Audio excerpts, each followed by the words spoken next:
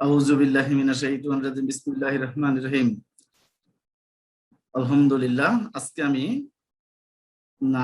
দ্বাদশ শ্রেণীর যৌথ মূলধনী কোম্পানির অধ্যায় থেকে অর্থাৎ যৌথ মূলধনী কোম্পানির আমি তোমাদের আজকের ক্লাসটি নিতে যাচ্ছি।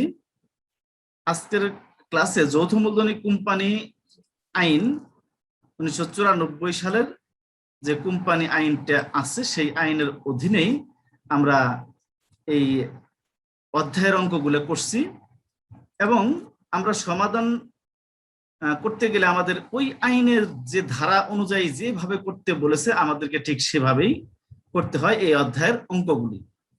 যার জন্য ওই আইনের যে বিধিবিধানগুলো আছে সেই বিধিবিধান অনুযায়ী যখন আমি উদ্বৃত্ত পত্রটা করতে যাই বিশেষ করে, তখন আমাকে একটু কষ্ট করতে হয় আর কি। এবং এই সেকেন্ড পার্টে আমাদেরকে সেই নিয়ম বা আইন অনুযায়ী আমাদেরকে কি করতে হবে, এই অধ্যায়ের অঙ্কগুলো সমাধান করতে হয়। যদিও তোমাদেরকে ইতিপূর্বে আমি কতগুলো ক্লাস নিয়েছি, আজকে আমি আমার কতিপয় স্নেহের ছাত্রছাত্রীদের রিকোয়েস্টের কারণে আরো 2-4টি ক্লাস নিতে বলছে তারা, কিন্তু আজকে আমি আরো একটি ক্লাস তাদের জন্য রেডি করেছি, যা আজকে তোমাদের সামনে উপস্থাপন করতে যাচ্ছি। শহীদ জিয়াউর রহমান ডিগ্রি কলেজের পক্ষ থেকে অনলাইন ক্লাসে আমি মোহাম্মদ হারুন রশিদ তোমাদের সকলকে শুভেচ্ছা জানিয়ে শুরু করছি আজকের ক্লাস। আজকের ক্লাসে আমার যে পরিস্থিতিটি আছে সেই পরিস্থিতি তোমরা সকলেই জানো, সেটা আমার বলার প্রয়োজন নেই। বিষয় পরিস্থিতি এই দেখো, দ্বাদশ শ্রেণী, তোমাদের কোর্স কোড হলো 254, হিসাব বিজ্ঞান দ্বিতীয় পত্র। আজকের লেকচার নাম্বার সম্ভবত 7, এই 6কে চেঞ্জ করার হয়তো আমার মনে নেই, 7, কারণ ইতিপূর্বে আমি 6 নাম্বার ক্লাস পর্যন্ত ক্লাস নিয়েছি। যৌথ মূলধনী কোম্পানির মূলধন। এবার আমার পাঠ শিরোনাম যৌথ মূলধনী কোম্পানির মূলধন, বিস্তারিত আলোচনা এবং সমস্যার সমাধান। আমরা এই অধ্যায় পাঠ শেষে শিক্ষণফল হিসেবে জানতে পারবো, কি করতে পারবো আমরা এই অধ্যায় চর্চা করার পর। যৌথ মূলধনী কোম্পানির জাবেদা করতে পারবো, খতিয়ান করতে পারবো, আর্থিক অবস্থার বিবরণী তৈরি করতে পারবো আমরা, অর্থাৎ তোমরা এই বিষয়গুলো তৈরি করতে পারবে। এটা হলো আমার শিক্ষণফল। এই অধ্যায় থেকে আমরা এই বিষয়গুলো শিখতেছি আর কি। আমার পরবর্তী পেজে তোমাদের জন্য কিছু ছবি দিয়েছি, যা চিন্তা করতে হবে, তোমাদের চিন্তা করে তোমাদের মাথায় রাখতে হবে। জয়েন্ট স্টক কোম্পানি আমরা করতেছি কি, জয়েন্ট স্টক কোম্পানি, যৌথ মূলধনী কোম্পানির অঙ্ক করতেছি। এই যৌথ মূলধনী কোম্পানির অঙ্ক করতে গেলে আমার দুটা কোম্পানির সামনে উপস্থাপন করতে হয়, চলে আসে। একটা হলো পাবলিক লিমিটেড কোম্পানি, একটা হলো private limited company. Public limited company মানে সরকারি, আর প্রাইভেট লিমিটেড কোম্পানি হলো বেসরকারি। তো বেসরকারি যে কোম্পানি গঠন করতে যাই না কেন, আমরা প্রয়োজনীয় তথ্য সম্বলিত ডকুমেন্টস নিয়ে আমাদের এই অফিস থেকে, অফিস অফ দ্য রেজিস্ট্রার, এখান থেকে আমার কি করতে হবে, এই কোম্পানিগুলোর রেজিস্ট্রেশন নিতে হয়।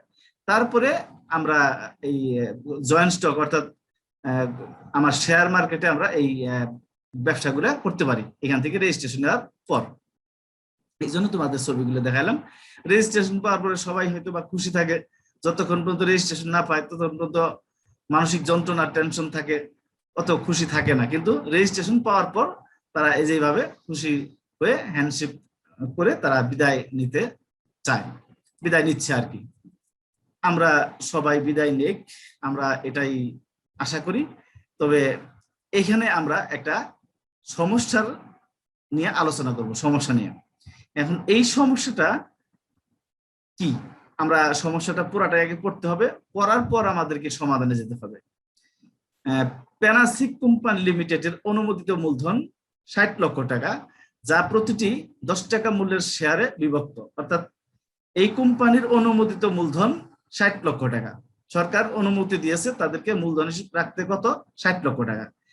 আর এই কোম্পানির যখন কোম্পানিকে সরকার অনুমোদন দিয়েছে তখন তারা বলে দিয়েছে যে 60 লক্ষ টাকা অনুমোদিত মূলধন রাখতে পারবে এবং তোমার কোম্পানির একটা শেয়ারের দাম হবে কয় টাকা, 60 টাকা। এই জন্য দেখো পরবর্তী সেন্টেন্সে বলা আছে, যা প্রতিটি 10 টাকা মূল্যের শেয়ারে বিভক্ত। কোম্পানি অনুমোদিত মূলধনের, কোম্পানির যে এই যে অনুমোদিত মূলধন আছে, এই অনুমোদিত মূলধনের 80% শেয়ার 10% অবহারে বিক্রয়ের উদ্দেশ্যে বাজারে ছাড়লো।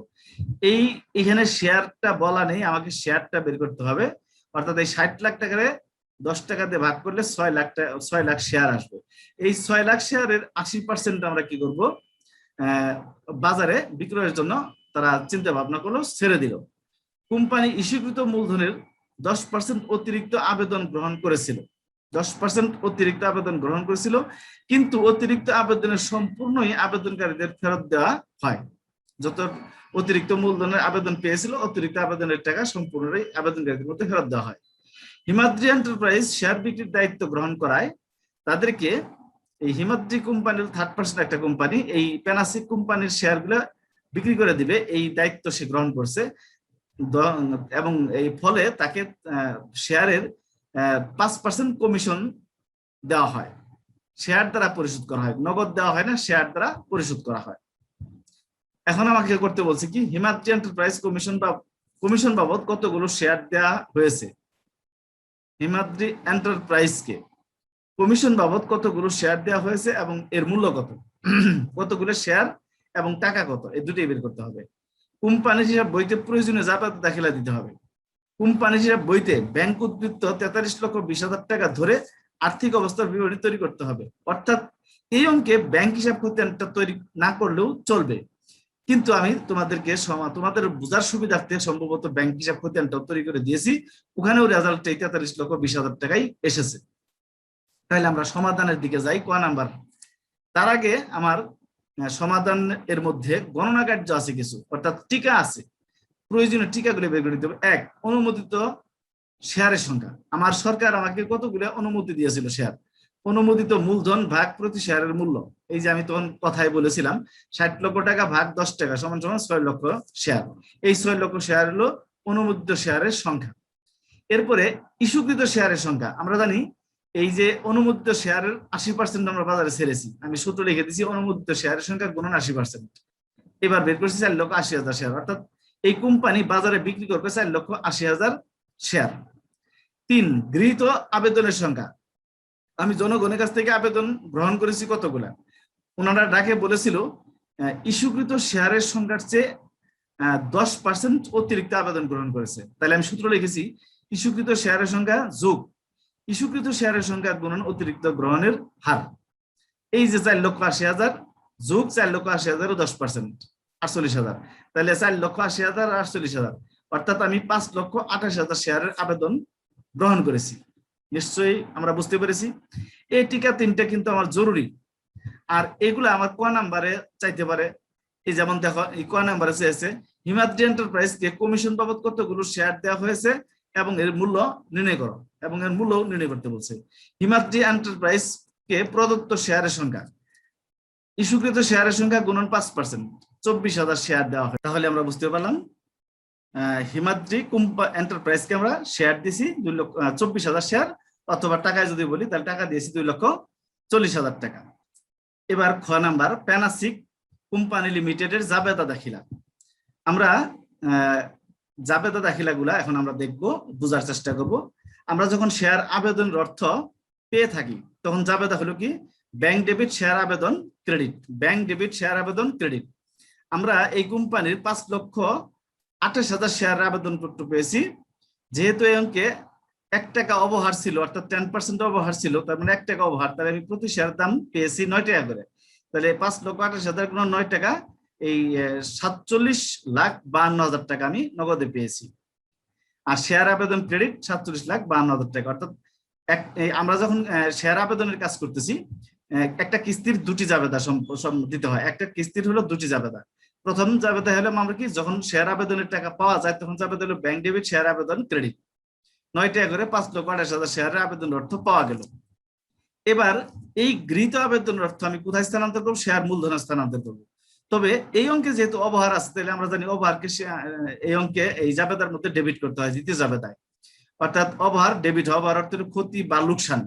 একটা কোম্পানির শেয়ার সর্বোচ্চ 10% অবহারে বাজারে বিক্রি করতে পারে, এই কোম্পানি 10% অবহারে বিক্রি করেছে।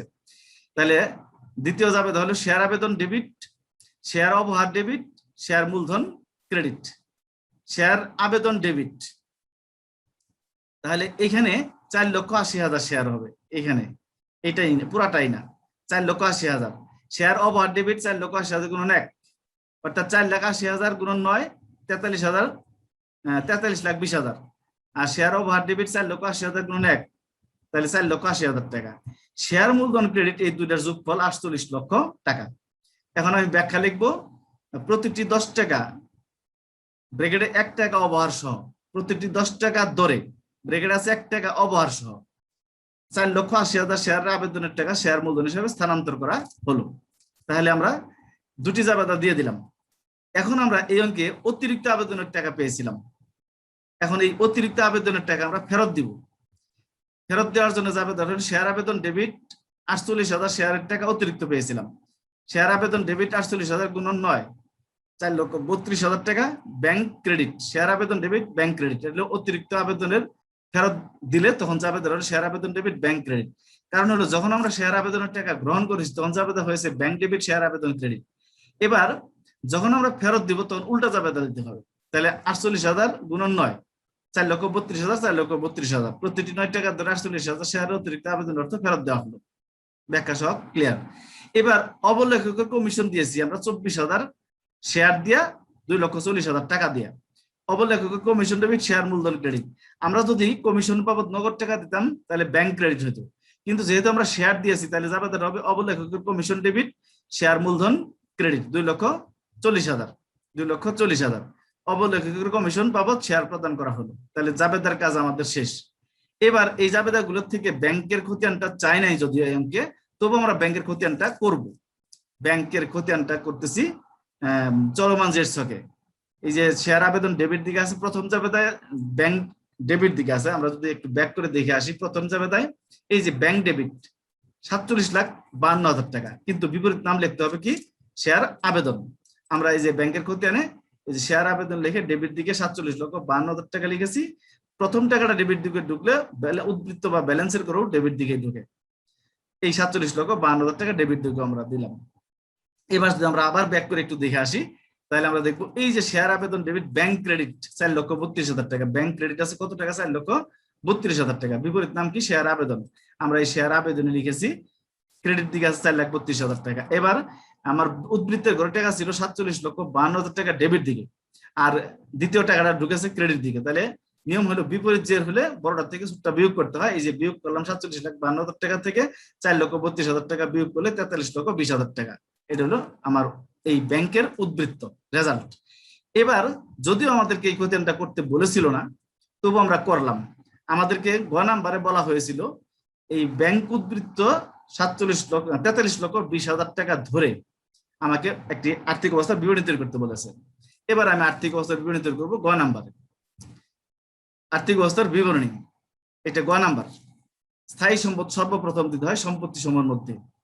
স্থায়ী সম্পদ এর মধ্যে সুনাম, যদি অঙ্কে নাই, সুনামকে সর্বপ্রথম দেখাইতে হয় স্থায়ী সম্পদের মধ্যে। এরপরে হেডলাইন আছে। আমরা কিন্তু এই যে 1994 সালের কোম্পানি আইনের অধীনে করতেছি।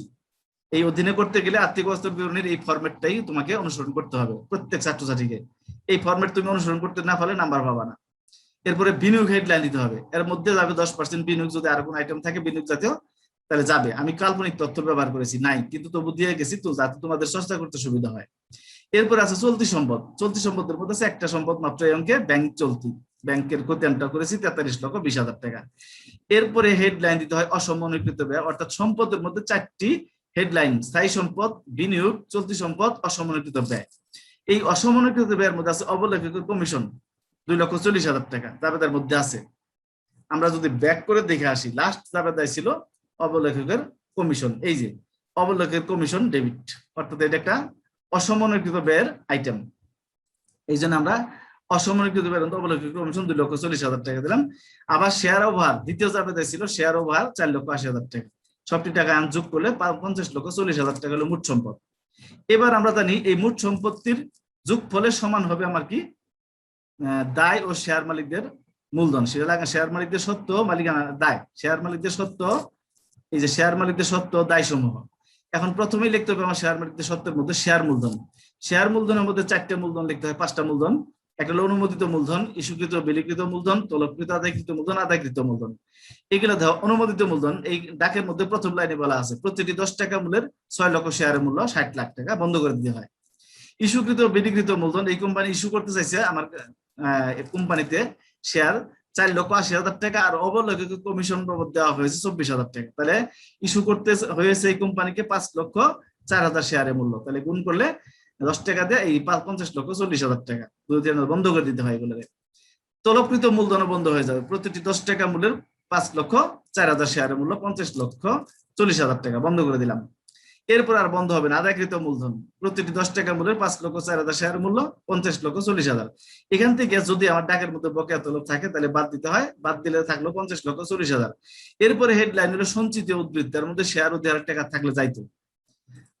আরো দুইটা হেডলাইন আছে। দীর্ঘমেয়াদী ঋণ, এখানে ঋণপত্র, দীর্ঘমেয়াদী ঋণের মধ্যে ঋণপত্র, কর্জ, বন্ধকি ঋণ, এইগুলো আইটেম থাকলে যায়, এই অঙ্কে নেই, দেয়নি। চলতি দায়ের মধ্যে প্রদেয় হিসাব, বকেয়া কোনো খরচের টাকা থাকলে এগুলা, যে বকেয়া তলব থাকলে এখানে আসবে, কিন্তু এই অঙ্কে নেই, আমি 0 দিয়েছি। তারপরে এখন যোগফল নামাও, মোট শেয়ার মালিকদের সত্ত্ব ও দায় বেরোলো 50,40,000 টাকা। মোট শেয়ার মালিকদের দায়, সত্ত্ব ও দায় বেরোলো 50,40,000 টাকা। এর আগে মোট সম্পত্তি বেড়েছে 50,40,000 টাকা। অর্থাৎ আর্থিক অবস্থার বিবরণীতে প্রমাণিত আর্থিক অবস্থার বিবরণীর মোট সম্পত্তির যোগফল, মোট শেয়ার মালিকদের সত্ত্ব ও দায়, এই দুইটা যোগফল সমান হয়ে যাবে। যদি সমান হয় তাহলে বুঝতে হবে আমার আর্থিক অবস্থার বিবরণীটা সঠিকভাবে সম্পাদন হয়েছে, ঠিকঠাক মতো করতে পেরেছি। কিন্তু যদি টাকা পয়সার দুইটার টাকার মিল না থাকে, অমিল হয়ে যায়, তাহলে আমাকে বুঝতে হবে কোথাও কোনো না কোনো পাশে, অর্থাৎ সম্পত্তির মধ্যে অথবা দায় ও শেয়ার মালিকদের সত্ত্ব ও দায়ের মধ্যে কোথাও আমি একটু ভুল করে ফেলেছি, তাহলে আমার চেক দিয়ে কারেকশন করে নিতে হবে, সঠিক করে নিতে হবে। তাহলে আমার এই সমস্যা থেকে আমরা তৈরি করলাম কতগুলো প্রয়োজনীয় গণনা কার্য ছিল, সেগুলো তৈরি করেছি। ক নাম্বারের কাজ সম্পাদন করেছি, খ নাম্বারে জাবেদা চেয়েছিল, জাবেদা করেছি, গ নাম্বারে আর্থিক অবস্থার বিবরণী চেয়েছিল, আমি আর্থিক অবস্থার বিবরণীও প্রস্তুত করা তৈরি করলাম। এবার সব যেহেতু মোটামুটি শেষ, তাহলে সকলকে ধন্যবাদ জানিয়ে আজকের ক্লাস শেষ করছি। আল্লাহ হাফেজ।